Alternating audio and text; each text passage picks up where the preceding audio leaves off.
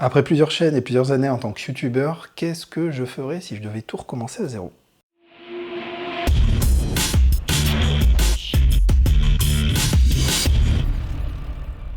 Bonjour les amis, très content de vous retrouver pour cette nouvelle vidéo. Aujourd'hui, effectivement, on va imaginer que je reprends tout de zéro. Si je devais recommencer aujourd'hui en tant que youtubeur, qu'est-ce que je ferais? Qu'est-ce que je ferais de différent par rapport à quand j'ai commencé? Moi, ce qu'il faut savoir, c'est que j'ai commencé en 2016, ça a été compliqué, j'avais pas le bon matériel, j'avais pas du tout confiance en moi, je savais pas comment me filmer, je savais pas comment capter le son correctement.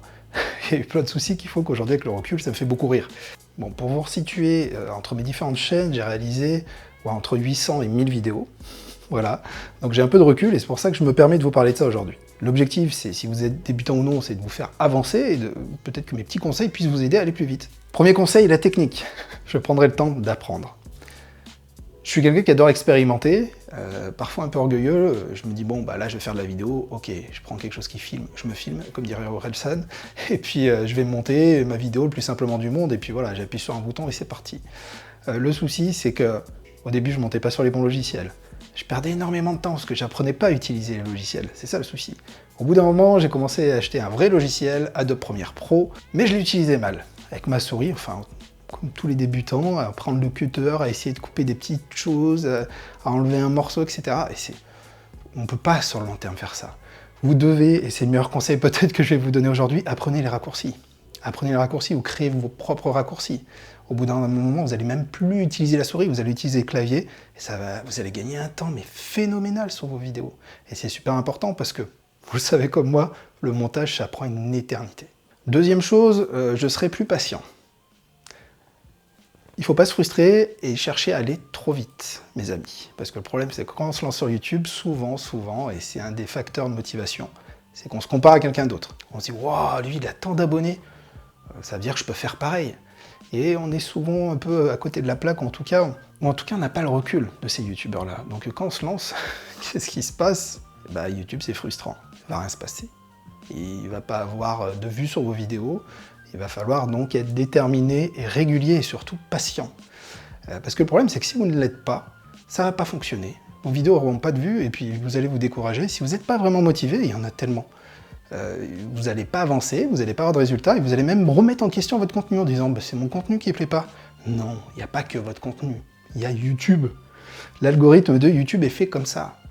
Ce qu'il veut, c'est le meilleur du meilleur. Il veut aussi voir qui est le plus déterminé. Donc il faut des mois, voire des années de travail avant d'avoir une solide communauté, des gens qui vont vous suivre, vous pousser et surtout une visibilité. Donc autant en avoir conscience dès le début, si vous êtes en train de vous lancer, dites-vous que YouTube, comme je dis tout le temps, c'est un marathon, c'est pas un sprint. Il faut mieux y aller doucement, diffuser un contenu par semaine. Moi, toutes mes chaînes, c'est vraiment la fréquence que j'ai trouvée, selon moi, qui est la fréquence la plus parfaite pour pouvoir gagner en traction.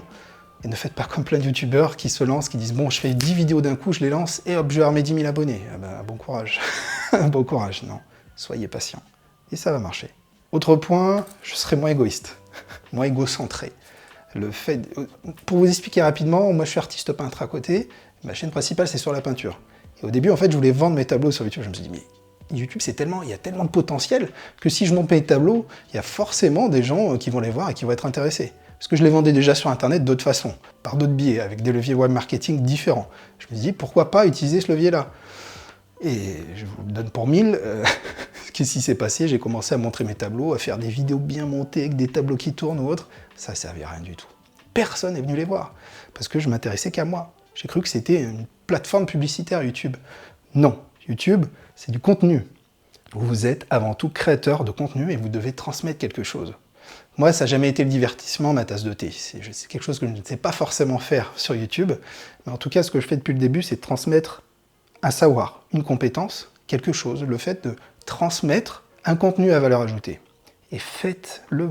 Depuis le jour où je l'ai fait, ma chaîne a décollé. J'ai vu la différence, ça a été évident. Si vous prenez un peu de recul et que vous vous intéressez aux autres plutôt que vous intéressez à vous, vous allez tout gagner. Votre chaîne va grandir, vous allez avoir énormément de reconnaissance vis-à-vis de votre audience, qui va faire marcher le bouche à oreille, qui va parler de vous, et tout va se faire comme ça. Mais si vous êtes dans une optique de moi, je veux moi, c'est pas la peine, c'est pas pour vous. Ensuite, les tics de langage. J'apprendrai à supprimer et à gérer définitivement ces tics de langage. Forcément, le temps a passé, j'ai fait beaucoup de vidéos comme je vous l'ai dit, mais au début, mes vidéos c'était je vous mets quelques extraits ici. Les gens, je vous dans ces débuts, quand ça m'est arrivé, et du voilà, comme je vous dis. Ces tics de langage, c'est tous ces petits mots parasites qui sont horribles pour votre audience et que vous n'entendez pas forcément. Moi, quand je montais mes vidéos, je les entendais pas, donc je les laissais sur mes montages. Alors, il y a des... Et c'est horrible. Quelqu'un qui commence à entendre ça dans votre vidéo, vous savez comment ça marche. Il va entendre que ça. Alors, je commençais à avoir des commentaires. Ouais, c'est sympa ton contenu, mais tu pourrais pas faire attention à tes petits tics, les déglutitions, parce qu'il y avait des déglutitions à cause du stress, tout ce qui est horrible à entendre, surtout quand on a un micro-cravate. Donc, il faut le travailler. Même si vous le faites et que vous en avez conscience, vous pouvez l'enlever au montage, mais c'est fastidieux. Le mieux, c'est d'apprendre à bien parler. Enfin, façon de dire les choses, mais aujourd'hui, c'est pas que je parle mieux, c'est que je ne ferai plus de tout ça, j'ai appris à le balayer par la pratique, par le fait de faire des vidéos, des vidéos et des vidéos. Voilà. Donc faites très attention à ça, ça peut vous paraître anodin, mais réécoutez vos premières vidéos et essayez d'analyser, de voir s'il y a ce type de mots. Parce qu'en plus, ça a des effets très négatifs sur le rythme, la rétention d'audience. Ça peut vous faire sourire, mais vraiment, ça change tout. Quelqu'un qui a cette sensation désagréable d'entendre des bruits qu'il ne veut pas entendre, au bout d'un moment, il part. Il va avoir une autre vidéo. Alors que si, justement, vous enlevez tous les « mais que », tous ces mots-là, tous les tics verbaux, bah déjà, ça va être beaucoup plus fluide au niveau de votre discours. Et vous risquez beaucoup moins de perdre votre audience. Autre chose, avoir davantage confiance en moi. Facile à dire, avec le recul maintenant, mais au début c'était horrible, c'était horrible. Moi je suis quelqu'un de timide à la base, d'anxieux, très stressé. Et je supporte pas ma voix, et je supporte pas me voir en vidéo. Le pire c'est la voix, je déteste ma voix. Et donc ça se ressentait sur mes vidéos. Alors je suis assis, les épaules en avant, je sais pas trop où je regarde, il y a des blancs, je parle doucement, je suis comme ça, je suis pas vraiment convaincu de ce que je dis. Tout ce qu'il faut pas faire. Et j'ai eu de la chance que quand même à l'époque ça fonctionnait. Mais c'était horrible, c'était horrible. Donc il y a un moment, quand on raconte quelque chose, on se redresse, on fait pas le coq non plus, mais on se redresse un peu, on regarde droit devant soi, je regarde l'objectif et je parle avec conviction, même avec les mains s'il faut. Vous voyez comme je le fais avec vous aujourd'hui. Moi maintenant je le fais intuitivement, mais parce que j'ai envie de transmettre, j'ai envie de vous parler de ça, de ça, de ça. Mais croyez-moi, même le rythme, parler plus rapidement, faire attention de ne pas trop répéter les choses, même si aujourd'hui je le fais encore un peu. Mais c'est des choses qui vont tout changer. Vraiment. Soyez fiers de ce que vous faites. N'ayez pas peur, n'ayez pas de gêne, n'ayez pas de honte. Il n'y a pas de honte à avoir. Soyez fiers d'avoir allumé cette caméra et de proposer du contenu. Soyez fiers de transmettre aux gens. Voilà. Autre point, être à l'écoute de son audience. C'est important. C'est pareil, on met l'orgueil de côté, une fois de plus, on le met dans la poche quand on lit les commentaires. Il y a plein de commentaires constructifs. Quand quelqu'un vous donne un conseil, ne le prenez pas mal. Ne soyez pas orgueilleux. Essayez d'écouter. Si le commentaire est constructif et que c'est une chose qui peut améliorer votre chaîne, qui peut vous améliorer vous, votre comportement, la façon de dire les choses ou autres, c'est une très bonne chose. Remerciez ces personnes-là. Et soyez à l'écoute. Par contre, je ne parle pas des haters. Quand un commentaire n'est pas constructif mais destructif, voilà, je pourrais l'appeler comme ça, n'y prêtez pas attention. Perdez pas de temps. Ne cherchez pas à vous justifier ou autre ces gens-là. Ces gens-là sont en souffrance. J'en ai souvent parlé sur ma chaîne. On les met de côté. On n'a pas de temps à perdre avec eux. Point important, ne pas être influencé par les autres youtubeurs. Quand on commence, on essaie de voir ce que font un peu les autres dans la même thématique que nous. Allez, vous l'avez fait. J'en suis sûr que vous l'avez fait. On se dit, ah lui, il a fait telle vidéo, et cette vidéo fonctionne bien. Tiens, si j'en faisais une, à peu près pareil. Alors déjà, c'est stupide dans le sens où vous n'avez même pas eu l'idée de la vidéo, vous êtes allé prendre une idée chez quelqu'un d'autre, et vous n'avez pas forcément la compétence pour le faire. Et c'est pas parce qu'une vidéo a fonctionné chez quelqu'un qu'elle va fonctionner chez vous. Croyez-moi, ça fonctionne pas du tout comme ça. L'algorithme est beaucoup plus vicieux et complexe que ça. Donc ne regardez pas, ça sert à rien.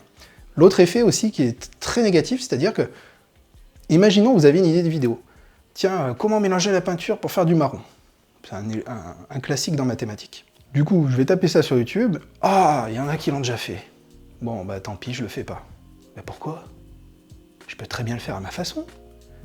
Je peux très bien... on a tous une façon de transmettre les choses, on peut tous le faire différemment. Pourquoi je m'interdirais de faire une vidéo? Parce que la vidéo a déjà été faite. J'avais eu l'idée. avant même de chercher les résultats sur YouTube. Donc voilà, ne vous interdisez pas non plus. Donc pour tous ces effets-là, moi aujourd'hui je ne suis plus de chaîne dans les mêmes thématiques que moi, parce que ça me perturbait trop. Des fois je m'interdisais de faire telle et telle vidéo parce qu'il y en a un qui l'a fait, etc. etc. Tout de côté, maintenant je m'écoute moi et moi-même, ou mon audience par rapport aux idées qui arrivent, je les traite, et c'est tout. C'est aussi simple que ça. Bon, j'espère que vous êtes d'accord avec moi et que ça vous a apporté quelque chose. Si c'est le cas, je compte sur vous, le pouce levé, vous savez à quel point c'est important. Et alors pourquoi j'ai fait cette vidéo? Parce que j'aurais aimé gagner du temps à l'époque. J'aurais aimé avoir quelqu'un qui me dise tout ce que je suis en train de dire ici. Parce que YouTube, on n'a pas le droit à l'erreur. C'est pas qu'on fait mal les choses, mais c'est déjà assez dur, c'est assez long pour avoir une visibilité ou autre. Il ne faut pas vous mettre des contraintes ou des choses qui vont vous décourager. C'était le but, c'est pour ça que j'ai abordé ces points aujourd'hui, parce qu'il y a plein de choses qui auraient pu être dites pour un débutant. Donc, j'espère que ça vous a plu. Mettez-moi des commentaires si vous avez d'autres idées. Je suis curieux de voir ça, ça fera l'objet de vidéos. Si vous ne me connaissez pas, je m'appelle Anthony Chambaud, je suis artiste peintre, youtubeur, j'ai différentes chaînes. Je vous invite bien entendu à vous abonner à la chaîne si vous voulez voir d'autres vidéos, parce qu'il va y en avoir plein.